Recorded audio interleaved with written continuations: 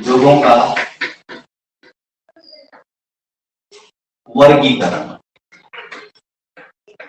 विनिर्माण का वर्गीकरण। उद्योग कौन कौन से प्रकार के होते हैं, इन्हें किस किस प्रकार से बांटा जा सकता है, ये वर्गीकरण का जो चार्ट बना रहा हूं मैं, थोड़ा यहाँ ध्यान से समझे, इसी तरह चार्ट बना के अध्ययन करें कॉपी में भी। उद्योगों का वर्गीकरण किस किस तरह से किया जा सकता है। उद्योगों का वर्गीकरण नंबर 1 कर सकते हैं आकार के आधार, आकार के आधार, आकार के आधार। उद्योगों का वर्गीकरण करने का पहला जो आधार है वो आकार का आधार है। आकार के आधार पर उद्योग जो है 3 प्रकार के होते हैं। मैं यहाँ पर लिख देता हूं। नंबर 1 होते हैं कुटीर उद्योग, कुटीर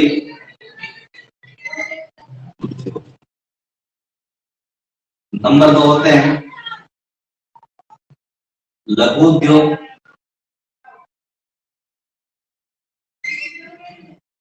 और नंबर 3 होते हैं बृहद उद्योग या बड़े उद्योग। बृहद का मतलब बड़े होते हैं, बृहद उद्योग। 3 प्रकार आकार के आधार पर, आकार के आधार पर उद्योग 3 प्रकार के होते हैं, कुटीर उद्योग, लघु उद्योग और बृहद उद्योग। फिर एक के बारे में क्लियर करते हुए आगे बढ़ते हैं। कुटीर उद्योग, लघु उद्योग और बृहद उद्योग, कभी कभी कुटीर और लघु में अंतर पूछ लिया जाता है, या कभी कभी प्रश्न यही से आ जाता है कि आकार के आधार पर उद्योग कौन कौन से प्रकार के होते हैं, समझाइए। तो कई बार प्रश्न यही से आएगा, बड़ा क्वेश्चन निबंधात्मक क्वेश्चन आएगा तो यहाँ से आएगा उद्योगों का वर्गीकरण किस प्रकार किया जा सकता है, विस्तार से समझाइए, तो सारा वर्णन लिखना है। लेकिन अगर प्रश्न यहाँ से आए कि आकार के आधार पर उद्योग कौन कौन से प्रकार के होते हैं, तो आकार के आधार पर उद्योग 3 प्रकार के होते हैं, कुटीर उद्योग, लघु उद्योग और बृहद उद्योग। अंतर इजी है, समझ। कुटीर नाम से स्पष्ट हो रहा है कि कुटीर का मतलब कुटिया या घर में चलने वाले होते हैं। पहली बात तो यह है कि ये घर में चलते हैं। नंबर 1 बात, जब उद्योग घर में चलेगा तो घर के लोग ही 5-7 लोग, 10 लोग, यानी कि मजदूरों की श्रम संख्या कितनी होती है, लगभग श्रमिक कितने होते हैं, लगभग 10 श्रमिक होते हैं, 10 से कम होते हैं। दूसरी बात, इसमें ज्यादा पूंजी निवेश नहीं करना पड़ता है। जो हस्तशिल्प, जो बुनकर होते हैं, जो दस्तकार होते हैं, जो मूर्तियां बनाने वाले होते हैं, जो कारीगर लोग होते हैं, वो अपने घर में ही कुछ वस्तुओं का उत्पादन करके बेचते हैं।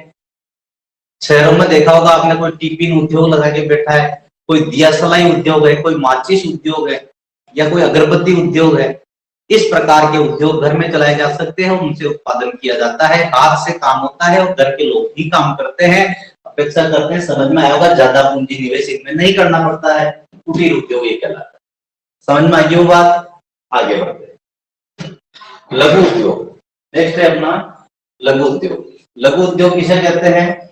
लघु उद्योग जो है दूसरे प्रकार का मध्यम श्रेणी का उद्योग है, यानी कि ये सबसे छोटा है, ये इससे बड़ा है, ये इससे बड़ा है, यूं समझ लें। तो मध्यम श्रेणी का उद्योग है, इसमें मजदूर जो होते हैं 10 से लेकर 100 तक होते हैं।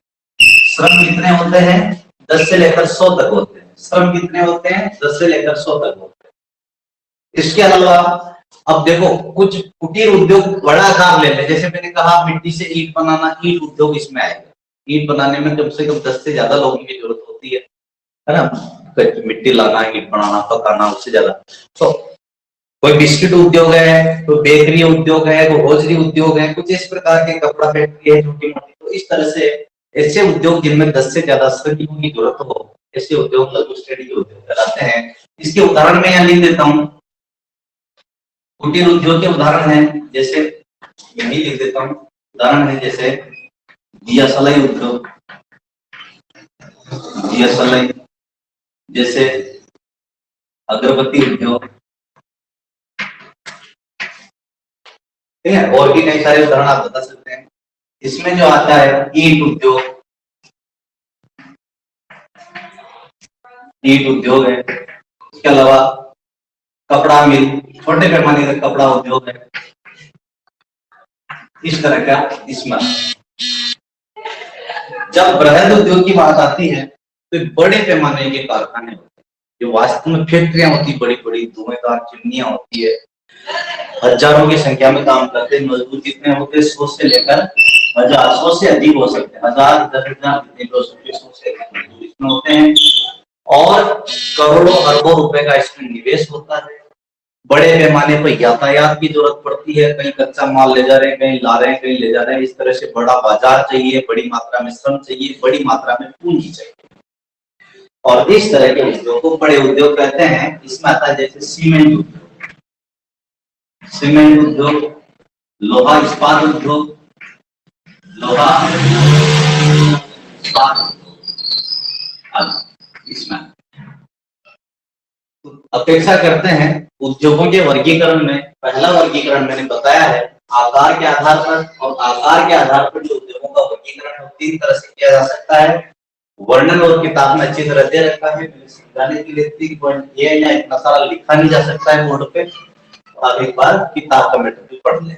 स्टडी मटेरियल में बुक डाल दी है, 100 नहीं हो रही होगा तो और डाल दूंगा मैं। तो कुटीर उद्योग सबसे छोटा उद्योग है, इससे बड़ा लघु उद्योग है, इससे बड़ा बृहद उद्योग। 10 श्रमिक तक ये काम करते हैं। छोटे छोटे उद्योग आते हैं जो घर में ही काम होता है, 8-10 श्रमिक काम करते हैं और उत्पादन करते हैं। मध्यम श्रेणी का उद्योग 10 से लेकर 100 लोग काम करते हैं। घर के लोगों से काम नहीं चलता है, बाहर के मजदूर लगाने पड़ते हैं। ईंट उद्योग, कपड़ा उद्योग इस तरह का आता है। और बृहद उद्योग बड़े पैमाने का उद्योग जहाँ 100 से ज्यादा श्रमिक काम करते हैं, और ये लोहा इस्पात और सीमेंट उद्योग इसमें आता है। ठीक है। उद्योगों का जो दूसरा वर्गीकरण है, यही लिख देता हूँ, दूसरा जगह है। दूसरा वर्गीकरण है कच्चे माल के स्रोत के आधार पर। कच्चे माल के स्रोत के आधार पर, कच्चे माल के स्रोत के आधार पर उद्योगों का वर्गीकरण सिंपल सा है। प्रश्न आ जाए कभी कच्चे माल के स्रोत के आधार पर उद्योग कितने प्रकार के होते हैं, तो देखिए उद्योगों का वर्गीकरण यहाँ कैसे किया है। कच्चा माल उसको कहां से मिल रहा है, उद्योगों का वर्गीकरण कच्चे, क्योंकि हर एक उद्योग का कच्चा माल अलग अलग होता है। किसी उद्योग को कच्चा माल खनिजों से मिलता है, तो किसी उद्योग का कच्चा माल कृषि से मिलता है। जैसे चमड़ा उद्योग है तो कच्चा माल पशुओं से मिलेगा, ठीक है ना। तो इस तरह से कच्चे माल के जहां जहां स्रोत है उसको उसी प्रकार का उद्योग कह दिया जाता है। देखिए कौन कौन से प्रकार के होते हैं। पहला इसमें है खनिज आधारित उद्योग। खनिज आधारित उद्योग, कच्चे माल के स्रोत के आधार पर पहला उद्योग कौन सा हो जाएगा, खनिज आधारित। किसे कहते हैं समझ लीजिए। तो ऐसे उद्योग जिनको कच्चा माल खनिजों से मिलता है, ऐसे उद्योग जिनका कच्चा माल खनन क्रिया से मिलता है, जैसे सीमेंट उद्योग उदाहरण। सीमेंट उद्योग के लिए कच्चा माल क्या है, चूना पत्थर। तो चूना पत्थर क्या है, खनिज है। लोहा इस्पात उद्योग, लोहा इस्पात उद्योग के लिए कच्चा माल क्या है, लोहा अयस्क। समझना ध्यान से। तो ऐसे उद्योग जिनको कच्चा माल, ऐसे उद्योग जिनको कच्चा माल खनिजों से मिलता है, वो उद्योग खनिज आधारित उद्योग कहलाते हैं। जैसे जैसे लोहा इस्पात उद्योग। दूसरा है सीमेंट उद्योग, है ना। ऐसे उद्योग जिनको कच्चा माल खनिजों से प्राप्त होता है वो खनिज आधारित उद्योग कहलाते हैं। इसमें दूसरे प्रकार के जो उद्योग है वो है कृषि आधारित, कृषि आधारित उद्योग। समझ लें, ऐसे उद्योग जिनको कच्चा माल कृषि फसलों से मिलता है, कृषि उत्पादों से मिलता है। ऐसे उद्योग जिनको कच्चा माल कृषि पदार्थों से मिलता है, जिनका कच्चा माल कृषि क्षेत्र से मिलता है, ऐसे उद्योग कृषि आधारित है। सिंपल सी बात। उदाहरण आप बता सकते हो, कपड़ा उद्योग सबसे बढ़िया उदाहरण इसका क्या है, कपड़ा उद्योग या वस्त्र उद्योग, कपड़ा। दूसरा उदाहरण इसका ऑयल मिल, है ना, तेल घानी, तेल घानी उद्योग। इसके अलावा और भी इसके उदाहरण हैं, जैसे वनस्पति घी है, और इसके अलावा जो भी जो उत्पाद है कृषि से, वो है जो फैक्ट्रियों में जाते हैं और उनका है ना। ऐसी फैक्ट्रियां, ऐसे उद्योग जिनको कच्चा माल कृषि चीजों से मिलता है, वो उद्योग क्या कहलाते हैं? कृषि आधारित। जैसे बिस्किट उद्योग, बिस्किट के लिए आटा कहां से मिलता है? कृषि, है ना। तो वो भी आप देख सकते हैं। तो फिर इसके बाद अब यही चल रहा है टॉपिक अपना, मैं इधर वाला मिटा देता हूं, है ना। इसी के बाद तीसरा आएगा अपना, यहाँ इस तरह ले लेता हूं क्योंकि यही लाइन आगे बढ़ानी थी, जगह नहीं है। इस तरह से तीसरा है इसमें, तीसरा है रसायन आधारित उद्योग। रसायन आधारित ऐसे उद्योग जिनका कच्चा माल रसायन है, पेट्रोकेमिकल्स, रसायन, है ना। रसायन क्या होते हैं? जैसे रंग रोगन के प्लास्टिक पेंट वगैरह, जैसे पेंटिंग के सामान आते हैं, पेंट रंग आते हैं, वो रसायन है, केमिकल्स है ना। तो रंग उद्योग, जो भी जितने भी रंग उद्योग, जैसे उदाहरण इसके परिभाषा तो यह होगी कि ऐसे उद्योग जिनको कच्चा माल रसायन से मिलता है, जिनका कच्चा माल केमिकल है, ऐसे उद्योग रसायन आधारित कहलाते हैं। उदाहरण इसके हैं रंग रोगन उद्योग, रंग बढ़ाने के जो भी कारखाने हैं वो सब इसमें आते हैं। इसके अलावा रिफाइनरियां इसमें, रिफाइनरी, रिफाइनरी में कई सारे केमिकल निकलते हैं, वो भी इसी में आते हैं। कई प्रकार की दवाएं, है ना, कृषि की और जो मनुष्य के लिए जो दवाएं काम आती है, वो भी दवाएं इसमें आती है। दवा जिनकी जितनी भी दवाएं हैं वो सब रसायनों में आती है। दवा उद्योग सारे के सारे इसमें आएंगे, ड्रग्स उद्योग, ठीक है। तो रसायन आधारित उद्योग समझ में आ गया। नेक्स्ट उद्योग अपना इसमें है वन आधारित उद्योग। चौथा है इसमें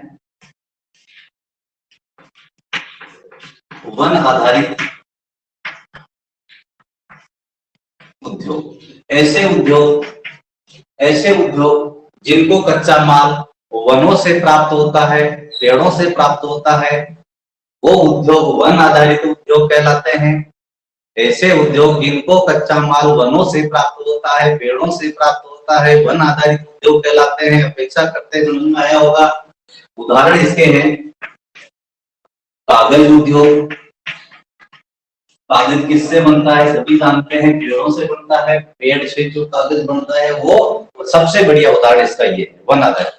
बीड़ी उद्योग, बीड़ी उद्योग या शराब उद्योग, ठीक है ना। बीड़ी उद्योग, बीड़ी भी तेंदू के पत्ते से बनती है। बीड़ी उद्योग भी बनाता है। कई प्रकार के गोंद है, लाख है, मधुमक्खी पालन है, ये सभी वनों से होता है, ठीक है। फर्नीचर उद्योग, कई सारे उद्योग है, वनों पर निर्भर है। ऐसे उद्योग जिनको कच्चा माल वनों से प्राप्त होता है, वन आधारित उद्योग कहलाते हैं। नेक्स्ट, यहां जगह नहीं, इधर वाला मिटा है।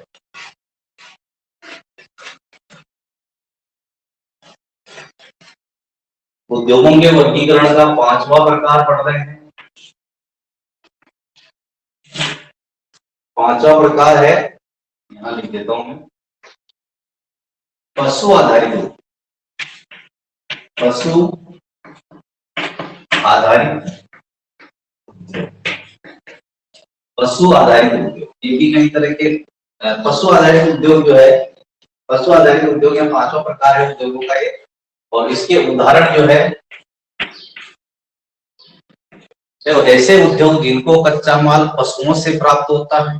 पशुओं के कई प्रकार के उत्पाद होते हैं, उनसे कई प्रकार के प्रोडक्ट बनते हैं जिनसे उद्योग चलते हैं। और पशु आधारित उद्योग के उदाहरण है चमड़ा, नंबर 1 चमड़ा उद्योग। नंबर 2 देसी घी उद्योग, ठीक है। डेयरी उत्पाद, घी में आ जाता है डेयरी उत्पाद। इसके अलावा हड्डी उद्योग या गोबर खाद वगैरह, इस प्रकार से जो भी चीजें बढ़ती है पशुओं से, वो सब पशु आधारित उद्योग में आते हैं, ठीक है ना। तो इस तरह से उद्योगों का वर्गीकरण मैंने किया है। जिस प्रकार का उद्योग का कच्चा माल जहां से मिलता है उसको उसी प्रकार का उद्योग कहते हैं, सीधी सी बात, ठीक है ना। तो इस तरह से 2 प्रकार से उद्योगों का वर्गीकरण कर लिया है। तीसरा वर्गीकरण है अपना उद्योगों का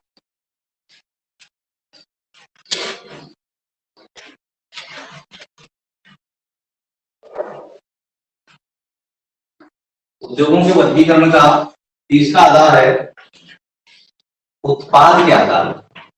उत्पाद के आधार। उत्पाद के आधार पर उद्योग दो तरह के होते हैं, एक तो मूलभूत उद्योग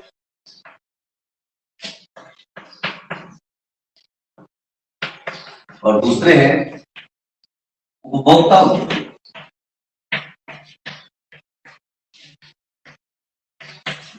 समझना ध्यान से। उत्पाद के आधार पर उद्योगों का वर्गीकरण कैसे किया है, ध्यान से समझना कि उस उद्योग में जो उत्पादित होने वाली वस्तु है वो किस काम आती है, इस तरह से वर्गीकरण किया। कई उद्योग जो है वो आधारभूत उद्योग होते हैं। देखो, मूलभूत उद्योग का दूसरा नाम आधारभूत उद्योग भी है। ये आधारभूत याद रखें, समझना है। ऐसे उद्योग जो अन्य उद्योगों को चलाने में सहायक, जैसे लोहा इस्पात उद्योग क्या है, ध्यान दीजिए। लोहा इस्पात उद्योग से लोहा बनता है और लोहे से जो मशीन बनती है वो मशीन सूती वस्त्र भी बनाने में काम आती है, सीमेंट बनाने में भी काम आती है और कृषि यंत्रों में भी काम आती है। तो लोहा इस्पात उद्योग अन्य उद्योगों को चलाने में सहायक उद्योग है, इसलिए ऐसे उद्योगों को मूलभूत उद्योग या आधारभूत उद्योग कहते हैं। उत्पाद के आधार पर कि जो अन्य उद्योगों को, ऐसे उद्योग जिनके उत्पाद अन्य उद्योगों को आधार प्रदान करते हैं। बात समझ में आई होगा कि ऐसे उद्योग जिनके उत्पाद, जिनसे बढ़ने वाली चीजें अन्य उद्योगों में काम आती हो, ऐसे उद्योग क्या कहलाते हैं, मूलभूत उद्योग या आधारभूत। जैसे जैसे इसमें आ जाएगा लोहा इस्पात उद्योग, लोहा इस्पात उद्योग। दूसरा सीमेंट उद्योग। सीमेंट उद्योग भी, सीमेंट से बिल्डिंग बनती है और बिल्डिंग भी सभी उद्योगों के लिए जरूरत आधार है, बेस, ठीक है। ऐसे उद्योग जिनका कच्चा माल अन्य उद्योगों को चलाने में काम आता हो, है ना, मूलभूत उद्योग कहलाते हैं, आधारभूत उद्योग कहलाते हैं। और ऐसे उद्योग, उपभोक्ता उद्योग क्या होता है समझना। ऐसे उद्योग जिनका माल सीधा सीधा उपभोक्ता यूज करता है, ऐसे उद्योग जिनका प्रोडक्ट, जिनका उत्पाद उपभोक्ता के द्वारा सीधा सीधा उपयोग किया जाता है, क्या कहलाता है। जैसे बिस्किट उद्योग। अब बिस्किट क्या है, फैक्ट्री में बना सीधा सीधा खाई गई तो, या उससे और उद्योग चलाएगा क्या, बिस्किट उद्योग। जैसे कार उद्योग। कार उद्योग, जिस कारखाने में कार बनी है वो कार खरीदने वाला खरीदेगा, उसको वो खरीदा चलाएगा, ठीक है ना। और भी कई सारे उद्योग है जो सीधे सीधे उपभोक्ताओं के काम में आते हैं और उपभोक्ता उसको सीधा सीधा उपयोग में लेता है। ऐसे उद्योग उपभोक्ता उद्योग। उपभोक्ता किसी अन्य उद्योगों को नहीं चलाता, उसको बिस्किट खरीदने के बाद उपभोग ही करेगा, ठीक है ना। ऐसे उद्योग जिनको उपभोक्ता खरीदने के बाद अपना उपभोग कर लेता है, उस चीज को वहां पर फिनिश करता है। और ऐसे उद्योग जिनसे मशीनें बनती हैं और अन्य उद्योगों को चलाने में काम आते हैं, ऐसे उद्योग का आधारभूत या मूलभूत उद्योग कहते हैं। लोहा और सीमेंट उद्योग की श्रेणी में अपेक्षा करते हैं, मेरा समझ में आया। और उद्योगों का जो अंतिम वर्गीकरण है चौथा, वो है स्वामित्व के आधार। स्वामित्व के आधार। स्वामित्व के आधार पर उद्योग कितने प्रकार के होते हैं। स्वामित्व के आधार पर उद्योग 4 प्रकार के, ठीक है ना। अंतिम वर्गीकरण है आपके कोर्स के हिसाब से उद्योगों का चौथा वर्गीकरण है, और आपकी किताब में इसमें 3 ही दे रखे हैं, मैं 4 बता रहा हूँ। 4 वर्गीकरण होते हैं, समझ लेना और नोट कर लेना। स्वामित्व के आधार पर नंबर 1 वर्गीकरण है सार्वजनिक उद्योग। ऐसे उद्योग, अच्छा सार्वजनिक उद्योग किसे कहते हैं, कई बार प्रश्न आता है, सार्वजनिक उद्योग किसे कहते हैं। आम से स्पष्ट इस शब्द को अगर आप जानते हो तो अर्थ स्पष्ट हो रहा है। सार्वजनिक उद्योग, क्योंकि स्वामित्व, ये वर्गीकरण कैसे कर रहे हैं थोड़ा यहाँ समझे कि उद्योग पर मालिकाना हक किसका है। जिस उद्योग पर जिसका मालिकाना हक है वैसे ही नाम दे दिया। सार्वजनिक उद्योग वे उद्योग होते हैं जिन पर सबका अधिकार होता है, और सबका अधिकार किसको होता है, जो सरकार का होता है। लोकतंत्र में जो सरकारी उद्योग है वो सभी के होते हैं, क्योंकि जनता का शासन है। लोकतंत्र जनता का शासन है, और जनता का शासन है तो जो सरकार के इंस्ट्रूमेंट है, जो सरकार के उपक्रम है, जो सरकार के उद्योग है वो जनता के हैं। ऐसे उद्योगों को सार्वजनिक उद्योग कहते हैं। तो यहाँ सीधी सीधी बात करते हैं, तो सरकारी उद्योग, जितने भी सरकारी उद्योग है वो सार्वजनिक उद्योग कहलाते हैं। और जैसे इसमें जैसे बीएसएनएल जो संचार सेवा है वो सार्वजनिक सरकार कहते हैं। जैसे इंडियन रेलवे सार्वजनिक उद्योग की श्रेणी में, समझ में आया होगा। ऐसे उद्योग जो सभी लोगों के समान अधिकार में होते हैं अर्थात सरकारी होते हैं वो सार्वजनिक उद्योग कहलाते हैं। नेक्स्ट, इसमें दूसरा है निजी उद्योग। अब ये तो आप सभी जानते हैं, सीधा आप स्पष्ट हो रहा है। ऐसे उद्योग जिन पर एक व्यक्ति का मालिकाना हक होता है, निजी मालिकाना हक में होते हैं, प्राइवेट सेक्टर में, ठीक है ना। जैसे सरस्वती स्कूल क्लब, निजी उद्योग। एग्जाम्पल बता रहा हूं, ऐसे कई सारे उदाहरण, जैसे रिलायंस इंडस्ट्रीज,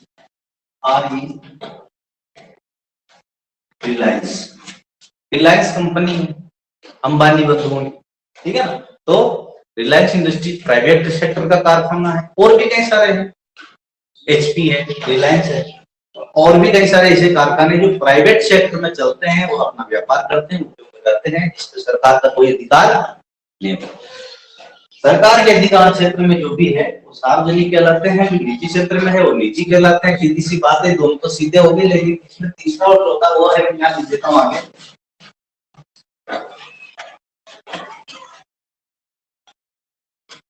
तो यहाँ बता दिए मैंने, इसी का चल रहा है टॉपिक। तीसरा इसमें प्रकार है सहकारी उद्योग। सहकारी, अब इसको समझे आप, सहकारी क्या होता है पहले तो समझना। सहकारी क्या होता है? सहकारिता का मतलब होता है समूह में, ठीक है ना। कुछ लोग समूह में उद्योग लगाते, कुछ ऐसे उद्योगों को सहकारी उद्योग। कभी 5, 7, 8, 10 लोग, 20 लोग, 50 लोग मिलकर एक सामूहिक मालिकाना हक है, क्योंकि एक व्यक्ति उद्योग में बहुत बड़ी पूंजी, मशीनें खरीदनी पड़ती है, पूंजी लगानी पड़ती है, और एक व्यक्ति के बस की बात नहीं है। तो 8, 10, 20 लोग संगठन बनाकर और कहते हैं कि हमारी सम्मिलित कंपनी है, और ऐसे उद्योग को समूह में लगाने वाले उद्योगों को सहकारी उद्योग कहते हैं। सहकारी समितियां होती है, राजस्थान में सहकारी समितियां, इसका उदाहरण है, ठीक है ना। सहकारिता का मूल मंत्र एक सबके लिए सब, एक सब मिलकर, साथ मिलकर, और इस तरह से सबके लिए मिलकर काम करने की भावना से काम करते हैं। उदाहरण इसके हैं सामूहिक का, सहकारी का मतलब समझ में आ गया होगा। यहाँ क्या था? सरकार, यहाँ क्या था? निजी, प्राइवेट। यहाँ क्या था? यहाँ क्या हो गया? कुछ मिलकर समूह बनाकर उद्योग, तो सब मालिकाना हक किसका हुआ? उस समूह का ही हुआ ना, सबका बराबर। तो ऐसे उद्योग में उदाहरण जैसे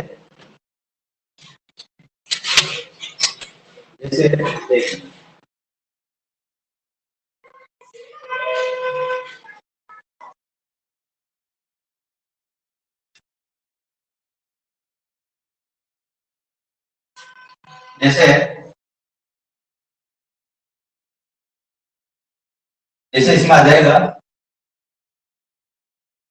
सहकारी समिति और महाराष्ट्र की चीनी मिल,